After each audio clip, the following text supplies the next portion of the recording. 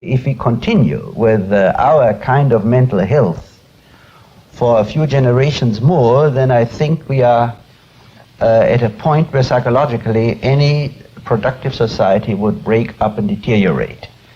In fact, I want to say one thing. It's one thing whether a person has symptoms and is aware of not being well, and it's quite another thing whether a person has very little of psychic well-being but is not aware of it because he is able to kid himself by all sorts of avenues of escape. And I believe that a great number of so-called normal people, objectively speaking, are more sick than a number of people who consider themselves neurotic because they are aware of their symptoms. How in fact can this be, Dr. Fromm, that a person can be sick and yet feel no effects, have no symptoms of this sickness? For a very simple reason. In the first place, because everybody else is just as sick.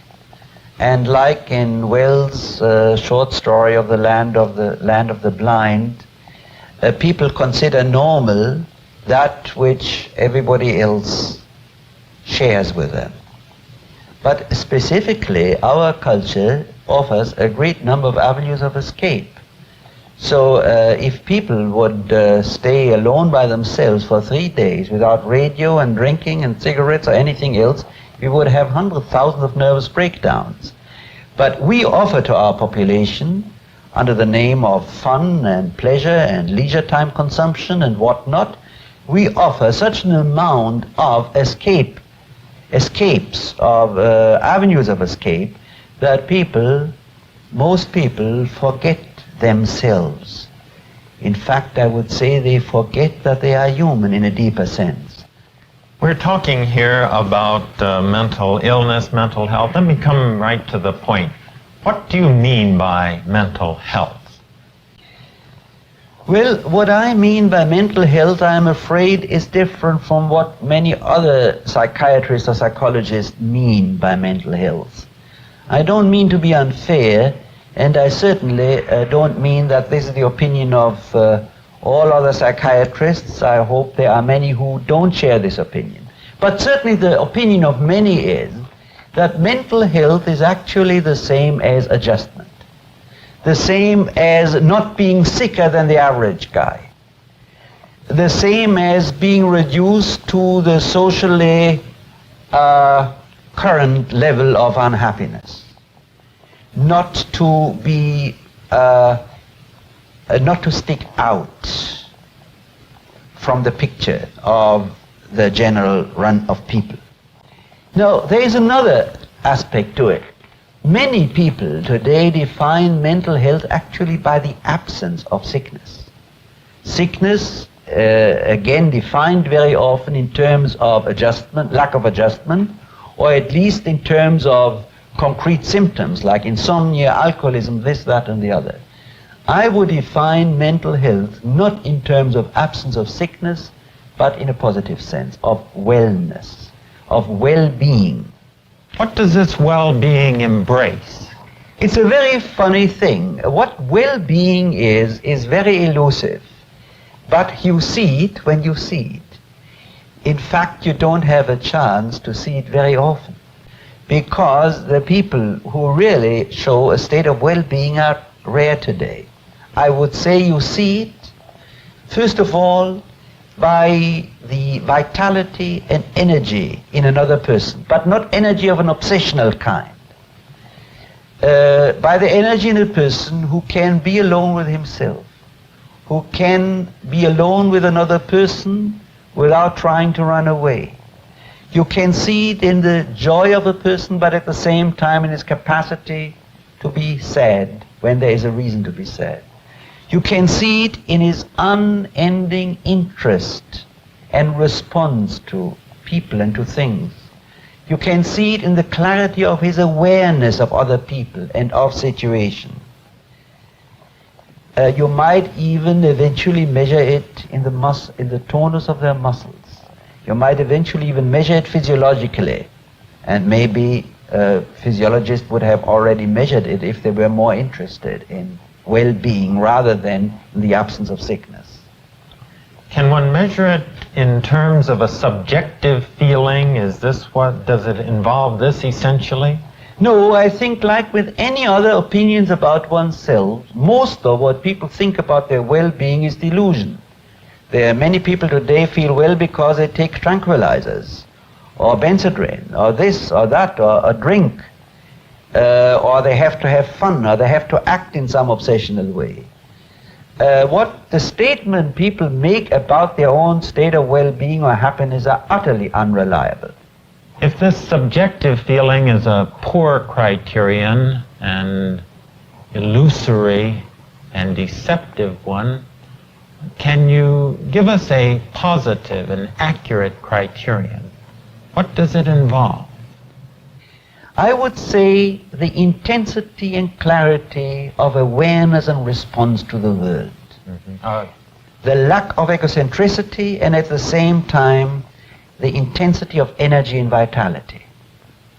It leads towards a kind of realism then, does it, with regard to the perception of things? Yes, indeed. I would say one could define well-being also from one angle as a capacity for realism, of experiencing the world and oneself as it is and responding to it. Let's follow up this lead for a moment. Do you think that American society is a realistic society? Indeed, I don't think that at all. I think we are probably one of the most unrealistic societies which have ever lived under the sun. Now, in what respects? Well, we kid ourselves about love, we kid ourselves about our aims, we kid ourselves about our individuality, when actually we are conforming all the time. But I could give, and I want to give, a much more decisive and important example, and that is our attitude toward the threat of the self-destruction of the whole world. We sit here, we know that there is a good chance that not only this country, but our whole civilization, all we stand for, our children and grandchildren, will be destroyed, completely destroyed by an atomic war. And yet we talk glibly about it. We have signs for shelter in cities in which we know there will be no shelter if a hydrogen bomb falls on them. We talk about all sorts of measures. We talk about victorious war. We talk glibly about if war comes then, without an awareness, except merely intellectually, that if war comes, this is the end of all of us. And for a whole society, and this is not only America, this is practically the whole world, if you would find one person in New York City or any other big city who plays around with a bomb which could kill only thousands of people, and there's a 50-50 chance that it might go off, and he would say, well, I'm just trying it out, and well, if the people get killed, it's just too bad, I would regret it, but it might be necessary. You know very well where this man would land. While practically our whole population behaves in the same manner, everybody knows the possibility of the suicide of the human race, and only very few people are truly aware of it. If that is not lack of realism, I don't know what it is. You have spoken of this lack of realism as one thing in our society working against mental health. Are there other things? Yes, Mr. Smith, I would say practically everything. Our culture is concerned primarily with production and consumption of things. And in this process of being primarily concerned with things, their ever-increasing production, their ever-increasing consumption, we ourselves transform ourselves into things without knowing it. We lose our individuality in spite of the fact that we talk a lot about it. We follow leaders who don't lead. We believe that we are acting on our own impulses and convictions and opinions when actually we are manipulated by a whole industry, by slogans, and yet nobody has any true aim. We are alienated from ourselves. We don't feel much, certainly we don't feel intensely. All we are after is not to be different, and we are frightened to death to be just 2 feet away from the herd. And yet we are deceiving ourselves about this reality by talking all the time in terms of our traditional heritage, of the Judeo-Christian tradition, of humanistic philosophy, of individuality, and whatnot. What is the role of the mental health movement and psychiatry in this situation? Are they helping? Well, I would hope they did, but I'm not so convinced. I'm sure some help, and some want to help. But I'm afraid there is a great danger also in the mental health movement today, as there is in psychiatry, psychoanalysis, and psychology. I'm afraid the role of the mental health movement and the role of psychology and psychiatry are to help to adjust man somewhat more, to make him function more smoothly. You might say psychology and mental health today is in danger, and psychologists are in danger to become the priests of industrial system. That is to say, to help people adjust to a system where they are supposed to produce and to consume in masses, in groups, directed by central organization and slogans, and yet at the same time not to be aware. They are dissatisfied with that. They suffer from it. They suffer from what the French already called in the 18th century la maladie du siècle, the illness of the century, from boredom, from the meaninglessness of life. Now, there is a danger in that they might get sick, that they might have manifest symptoms, that they might protest, that they might want to make life more meaningful. And then many psychologists come and say, you shouldn't be dissatisfied. If you are dissatisfied, that means you are neurotic. And we'll adjust you so that you accept a meaningless life without rebelling against it, without symptoms, and you will have a nice funeral anyway. Usually, Dr. Fromm, we reserve the word insane for individuals. Do you think it's possible that some societies might be insane? But if we mean by insane, a lack of sanity, then indeed I think whole societies can be insane, and many societies have been insane, and I'm afraid we are on the way to it too unless some drastic changes occur. But I have to add one remark here. There are 2 concepts of sanity.